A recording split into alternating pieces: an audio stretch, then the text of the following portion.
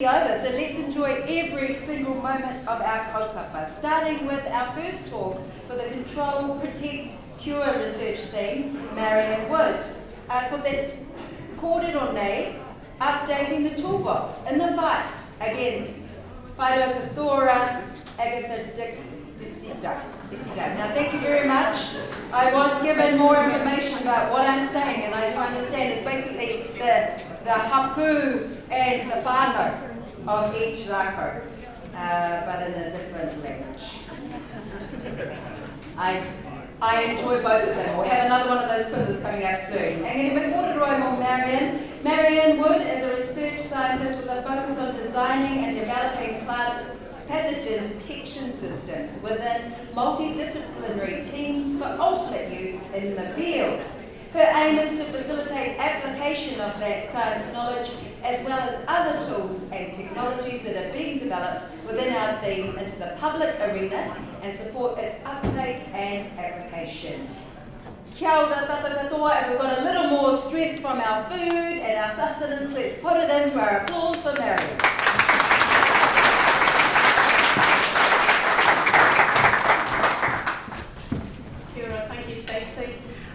So Dave Norman was supposed to be in the talk today, but unfortunately he's got COVID, so I'm not Dave. I will try my best to represent what he wanted to say.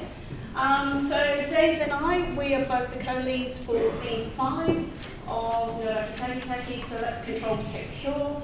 And since we've been together, we've sort of explored what a tool really means. You know, to some people, a tool means something that they can hold in their hands and that they can use to detect the pathogen, for example. However, we've pushed out our definition of what a tool is. And so you'll see as I go through this talk, we've actually reached out in different directions using our knowledge as the tool as well. So hopefully you'll pick that up.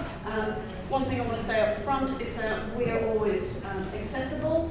If anyone wants to talk to us about anything that we present, we are always listening and we're always really keen to engage. Okay, just get the right glasses.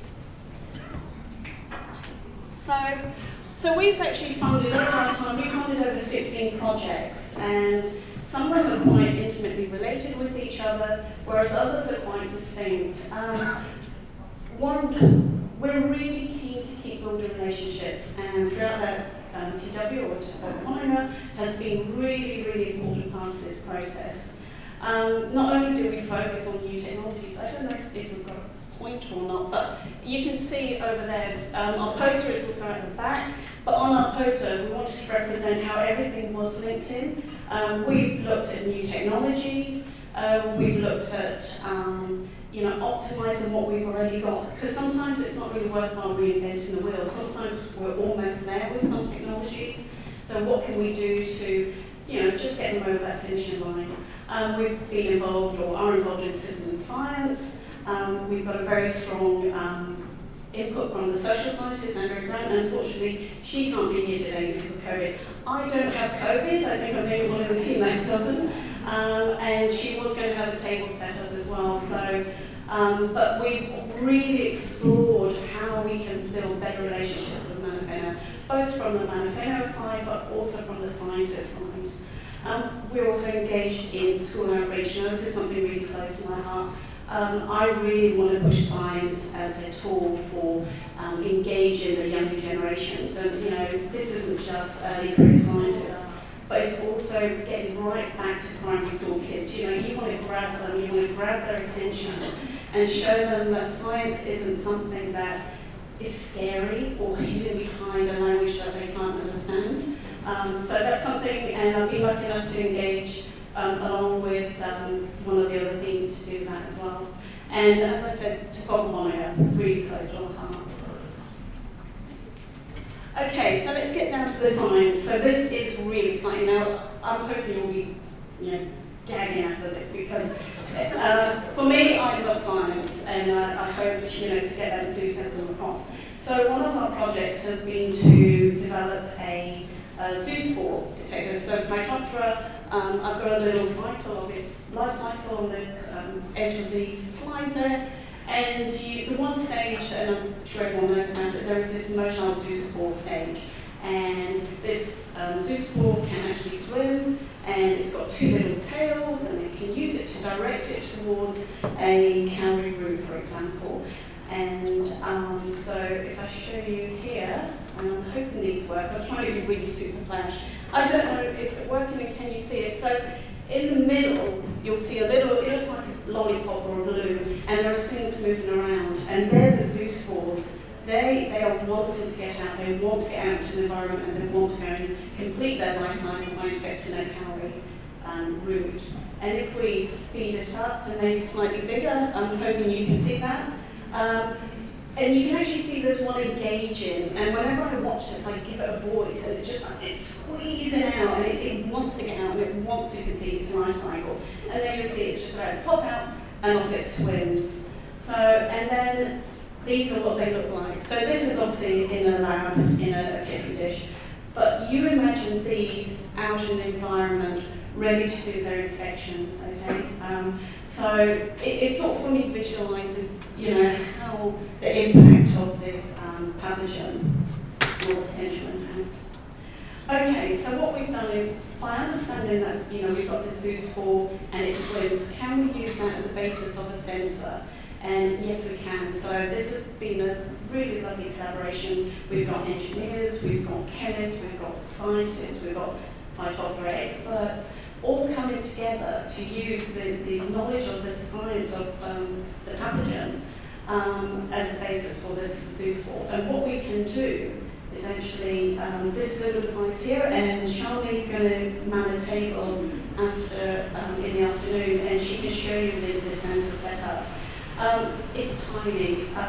This little channel here is actually less than the width of your hair. It's only 30 microns. And these are electrodes. And what will happen is when the zoospore swims through the channel, through the electrodes, we should hopefully be able to detect it. Now, I can say that in words, but it did take some time to actually optimize this. But if we show you again, so the zoospore is actually just a little black dot.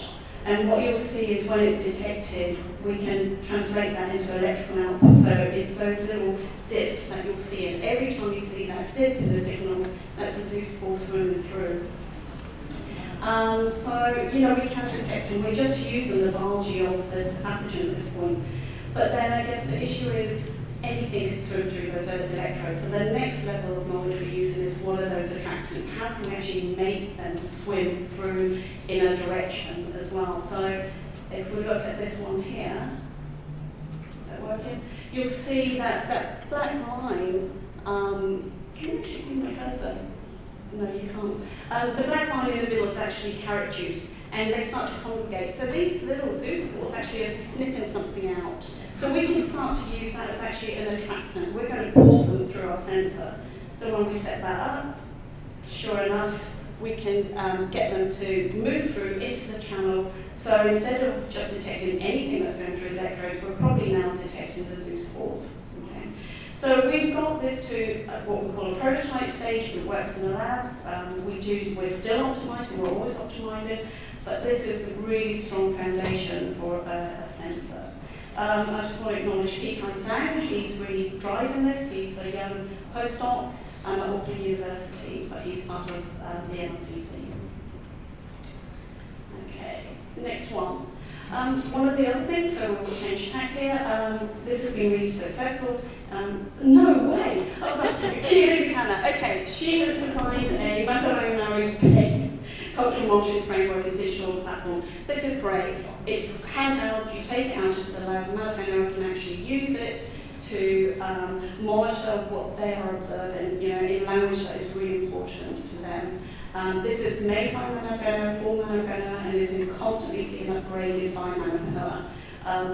If you need any more information, do talk to Kaurilands. Okay.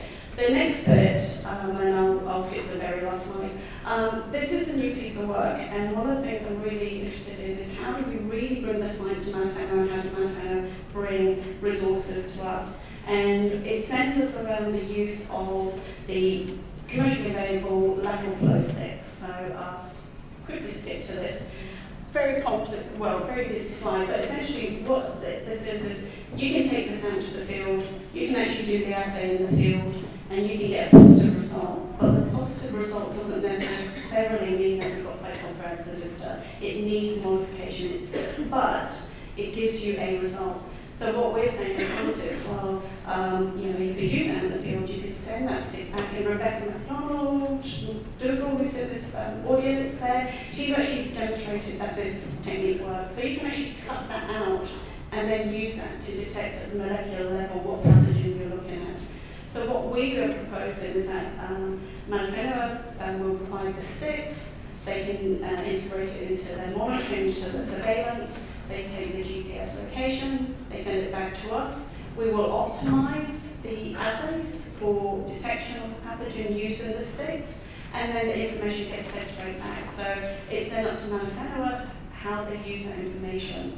The important thing up here is also that in the field, at the first stage, Manufacturer have to learn how to use the sticks, and it's not about us scientists saying this is how you're going to use it. It's really about them teaching themselves how they would integrate the use of those sticks in the field. What approach, what strategy works for them. So there's a lot of work to be done. So it looks very simple, but there is a lot of work to be done. So I reach out if anyone wants to be engaged, and we have reached out already and had there is some appetite for it, so please do contact us, myself or Dave. Quickly, look, I've put up all the organisations involved, but this is a team of many. We're talking more than 80. At least I'm onto my red card and I'm going to get tackled off. So I can't name everyone individually. I wish Dave was here. You'd get a real feel for the enthusiasm and passion that he has with this thing as well. So thank you.